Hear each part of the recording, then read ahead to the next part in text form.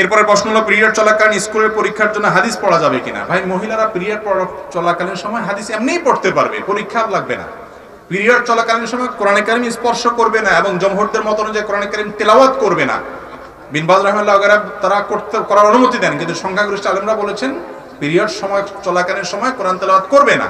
কিন্তু হাদিস তেলাওয়াত করার বা হাদিসের বই পড়ার ব্যাপারে কোনো নিষেধাজ্ঞা নেই, যার কারণে কোনো হাদিসের গ্রন্থ অথবা আপনার কোনো মাসলা মাসাইলের বই, ইসলামের কোনো বই পড়াতে কোনো অসুবিধা নাই মাবুদের পিরিয়ড চলা অবস্থায়।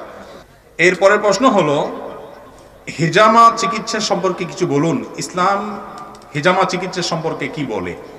হিজামা মানে হলো শিঙ্গা লাগানো। আমরা ছোটবেলায় দেখছি মা চাচিরা শিঙ্গা লাগায়। এখন আলহামদুলিল্লাহ হিজামা শব্দটাই পরিচিত হয়ে গেছে, এটা হাদিসে বর্ণিত হয়েছে এমন একটা শব্দ হিজামা। এবং এটাকে আধুনিক চিকিৎসায় আপনার কাপ থেরাপি বলে, কাপিং থেরাপি বলে, এই জাতীয় নাম আছে। এই হিজামাটা সুন্নাত এবং বিলুপ্ত হওয়া সুন্নাত। অনেক তরুণ ভাইয়েরা এবং বিভিন্ন শ্রেণী পেশার ভাইয়েরা এই সুন্নাকে নতুন করে জিন্দা করার উদ্যোগ নিয়েছেন ঢাকায় বিভিন্ন জায়গায়। এটা অ্যাপ্রিসিয়েট করার মতো আলহামদুলিল্লাহ। মনে রাখবেন নবী করিম সাল্লাল্লাহু আলাইহি ওয়াসাল্লাম বুখারী বর্ণিত হাদিসে বলেছেন 3টি কাজের মাধ্যমে মানুষ চিকিৎসা গ্রহণ করে থাকে। এর মধ্যে একটা তিনি নিষেধ করেছেন, সেটা হলো যে আপনার লোহা তাতায়া গরম করে তারপরে গায়ে সেক দেওয়া, গরু টরুকে আগে দিত, নবী সাল্লাল্লাহু আলাইহি ওয়াসাল্লাম এটা নিষেধ করেছেন। আর মধু এবং হিজামা শিঙ্গা লাগায়া শরীরে যে দূষিত রক্ত আছে শিঙ্গার মাধ্যমে কাপিং থেরাপির মাধ্যমে, কাপ থেরাপির মাধ্যমে সেই দূষিত রক্তগুলো বের করে ফেলে চিকিৎসা করা, এইটার ব্যাপারে তিনি বলেছেন এর মধ্যে আরোগ্য আছে।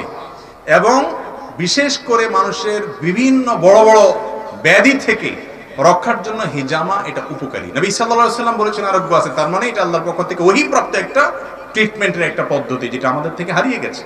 তবে হ্যাঁ, এই কাপ থেরাপি যা দেওয়ার ক্ষেত্রে, হিজামা করার ক্ষেত্রে ভালো দক্ষ মানুষ যদি না হয়, তাহলে উল্টাপাল্টা করার কারণে অনেক সময় অসুস্থ হতে পারে, ইনফেকশন হতে পারে, জ্বর হতে পারে, ছোটখাটো অসুবিধা হয়, বড় কোনো অসুবিধা হয় না। কিন্তু অভিজ্ঞ কেউ করলে সেগুলোও হয় না। কিন্তু এটা সুন্নাত, গুরুত্বপূর্ণ সুন্নাত। এবং সহিহ মুসলিমের হাদিসে নবী করিম সাল্লাল্লাহু আলাইহি সাল্লাম হিজামা সম্পর্কে বলেছেন, তোমরা যত পদ্ধতিতে ট্রিটমেন্ট গ্রহণ করে থাকো এর মধ্যে থেকে হিজামা একটা উত্তম পদ্ধতির চিকিৎসা। এবং নবী সাল্লাল্লাহু আলাইহি সাল্লাম নিজে হিজামা গ্রহণ করেছেন, সিঙ্গা নিয়েছেন। বিধায় শরীরে এই দূষিত রক্ত এগুলো বের করার মাধ্যমে হিজামা ট্রিটমেন্ট করাটা সুন্নাহ।